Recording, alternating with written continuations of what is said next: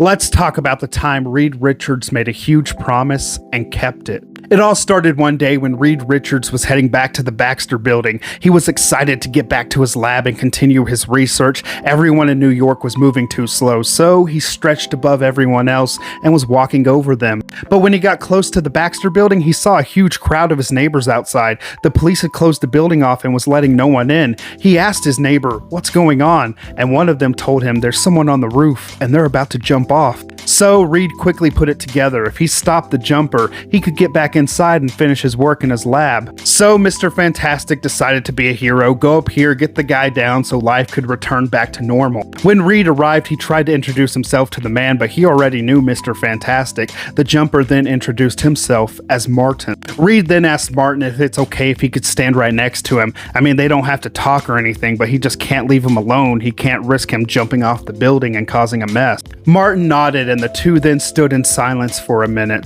Reed was starting to grow impatient with this man. He wasn't moving, he wasn't doing anything, and then suddenly, Martin decided to open up to him. Martin told Reed how everything used to be great, and then one day, he just began losing members of his family.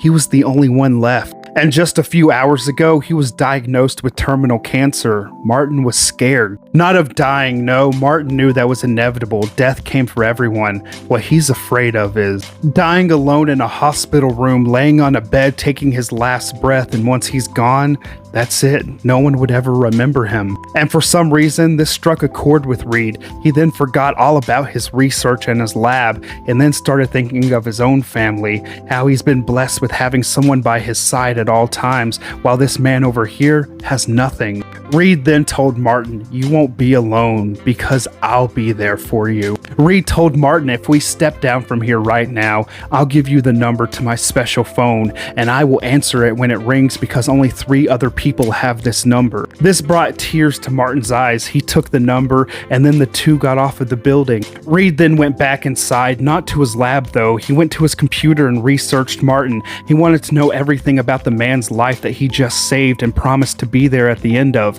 He wanted to be ready for when the time came. And just a few short months later, Reed was called to the hospital. Martin was dying. Richards then turned off his phone to get rid of any distractions, made sure Martin was comfortable in his bed, and even gave the man a special pill he'd been working on that allowed Martin to taste his favorite meal one last time. The two then traded stories and enjoyed each other's company. And after a few hours of building up a bondship, the time had finally come.